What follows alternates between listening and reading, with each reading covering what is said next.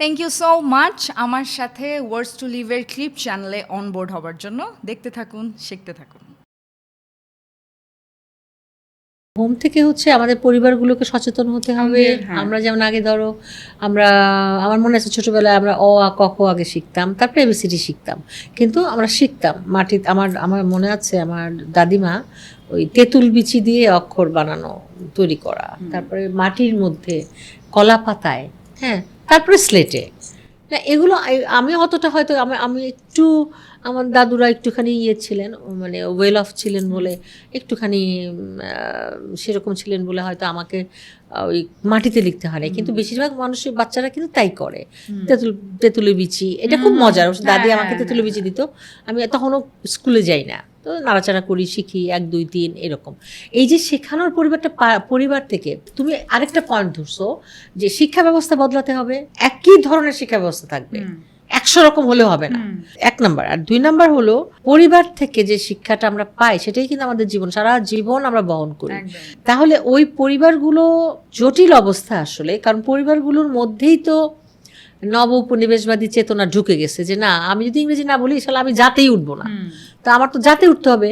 এই জন্য আমার ওদেরকে আমি ইংরেজি জানি না, এই থটটাকে, এইটার কারণটা হলো ওই যে কলোনিয়ালিজমটা, ওই যে বীজটা পুঁতে দিয়ে গেছে আমাদের মস্তিষ্কের মধ্যে, আমাদের নিউরনে ওটা আছে। কিন্তু এইটাকে বের করে আনার বা এটাকে বাদ দিয়ে আমি বাংলা ভাষা, বাংলা সাহিত্য, বাংলা সংস্কৃতি, আমার পয়লা বৈশাখ, আমার পিঠা নবান্নের উৎসব, 12 মাসে 12 পার্বণ আছে, 13 পার্বণ বলা হয়, হ্যাঁ, আমাদের 6টা ঋতু আছে। তাহলে কেন আমার অন্যদিকে তাকিয়ে থাকতে হবে? কেন আমি নিজের মতো হব না? এই যে চেতনাটা, এই জায়গাটাতেই আমাদের কিন্তু ঝামেলাটা হয়ে গেছে। এখন এই ঝামেলা থেকে বের হতে হলে কি হতে হবে জানো? আমি ওই যে তোমাকে তখন আমি ওই প্রসঙ্গটা আনতে চাচ্ছিলাম যে আমাদের মুক্তিযুদ্ধ কিন্তু ভুলে যাচ্ছে বাচ্চারা, কারণ আমাদের মুক্তিযুদ্ধ যারা করেছেন ওই জেনারেশন কিন্তু প্রায় শেষ, অল্প কয়জন বেঁচে আছেন। ভাষা সংগ্রামীদের মধ্যে আহমদ রফিক স্যার আছেন বেঁচে, আর 2-1 জন বেঁচে আছেন, বেঁচেও নেই, চলে যাচ্ছেন তারা। আমাদের যারা বলবো যে আমাদের পূর্বসূরীরা যারা আমাদেরকে এই দেশটা এনে দিয়েছেন, আমাদের ভাষা সংস্কৃতিকে রক্ষা করেছেন, তো এই ব্যাপারগুলোতে অবশ্যই প্রশাসনিক দায়িত্ব আছে, সরকারের দায়িত্বের বাইরে আমরা একা জনসাধারণ কিছু করতে পারবে না। আরেকটা হতে পারে যে ধরো আমরা যদি নাগরিক যারা, সচেতন নাগরিক যারা, বা আমরা যারা কিছু জানি, ইতিহাস জানি, আমার দেশকে জানি, আমাদের দেশপ্রেম আছে, দেশকে ভালোবাসি, যেমন তোমার ভিতরে যে চেতনা আমি দেখছি, এরকম তোমার যারা বন্ধু বান্ধব বা তোমার সারাউন্ডিংসে কিন্তু অনেক আছে, আমাদের সন্তানেরা আছে, কিন্তু কিন্তু হয়েছে কি একতাবদ্ধতা নাই, মানে এক হয়ে একটা যে কাজ করবে সমন্বিত চেষ্টাটা নাই, ভয়েস নাই। সেইটা করতে হলে আমরা যারা এখনো একটু বড় তাদেরই চেষ্টা নিতে হবে। আমরা একটা কি করতে পারি যেন, আমরা অনেকগুলো ক্যাম্পেইন করতে পারি, আমরা অনেকগুলো সচেতনতামূলক, যেমন আমি যদি মুক্তিযুদ্ধ দিয়েই শুরু করি, যেমন আমাদের কবি শামীম আজাদ আছেন, উনি থাকেন লন্ডনে, কিন্তু উনি বাংলাদেশে আসেন এবং বাংলা ভাষা সাহিত্য নিয়ে খুব ভালো, কিন্তু উনি কিন্তু একজন সোশ্যাল রিফর্মারও বটে, একজন সমাজকর্মীও। উনি একটা সংগঠন করেছেন বিজয় ফুল নামে। তো এই বিজয় ফুল মানে হলো আমাদের বিজয় ফুল, আমাদের যে স্বাধীনতা লাভ করলাম আমরা, বিজয় দিবস যখন হলো 16ই ডিসেম্বরে, তখন কিন্তু আমরা বিজয় লাভ করলাম। আর স্বাধীনতার ঘোষণাটা হলো যে স্বাধীনতা যুদ্ধ শুরু হলো, কিন্তু বিজয়টা কিন্তু আসলে আমাদের আসল জায়গাটা, যে আমরা পাকিস্তানি সরকারকে হটিয়ে দিয়ে আমরা একটা স্বাধীন রাষ্ট্র প্রতিষ্ঠা করলাম, বিজয়ী হলাম।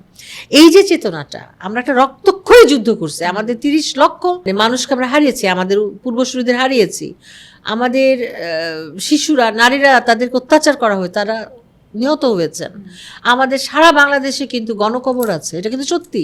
কাজে 30 লাখ বাঙালি হত্যা করা হয়েছে, এটা কিন্তু মিথ্যা না। যাই হোক, তো এই যে জিনিসগুলো, এটাকে যদি আমরা ফিরিয়ে আনতে পারি, আমাদের এই চেতনাটা, এই বিজয়ফুল হচ্ছে কি, ওরা করছে কি, ভাগ ভাগ হয়ে বিভিন্ন সংস্থা, যেমন ধরো তোমার যে কাজ করো, তুমি যেভাবে, তুমি যদি বলো একটা স্কুলে গেলা, একটা স্কুলে গিয়ে আমরা একটা প্রোগ্রাম দিলাম স্কুলকে, যে আমরা অমুক দিন আসবো, সুন্দর করে চিঠিপত্র দিয়ে হেডমাস্টারকে বলে যে আমরা মুক্তিযুদ্ধ নিয়ে আপনাদের শিশুদের সাথে মত বিনিময় করব, কথা বলবো, আর তাদের কাছ থেকে প্রশ্ন উত্তর পর্ব। এটা আমি জাদুঘরে করতাম, কিন্তু এটা আমি জাদুঘরে করেছি, যে সরাসরি মুক্তিযোদ্ধাদের সাথে কথা বলে দিয়েছি, ইন্টারাকশনটা হচ্ছে, সরাসরি কথোপকথন হচ্ছে।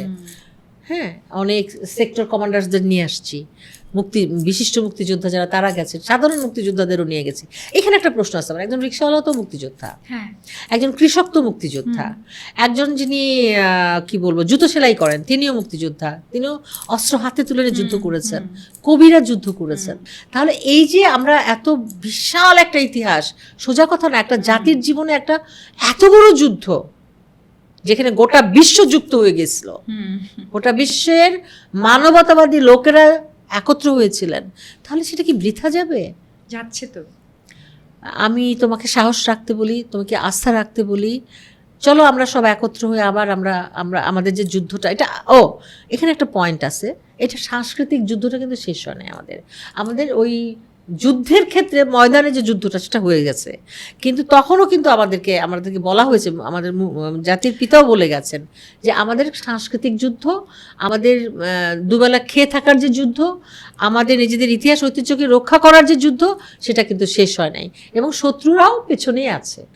আমরা আহ্বান জানাই তোমার আজকের এই অনুষ্ঠানের মধ্য দিয়ে, এই কর্মসূচির মধ্য দিয়ে, যে আমাদের তরুণ বাবা মা যারা তাদের সন্তানদেরকে পৃথিবীতে আনছেন, এই দেশে জন্ম দিচ্ছেন, তারা যেন বিদেশ না ভেবে নিজের দেশটাকে, নিজের সংস্কৃতিকে, ভাষাকে ভালোবাসতে শেখান। তাহলেই কিন্তু আমাদের রক্ষা হবে, আমাদের পৃথিবীতে আমরা বেঁচে থাকবো বাঙালি জাতি হিসেবে। Subscribe to Words to Live and don't forget to press the bell icon.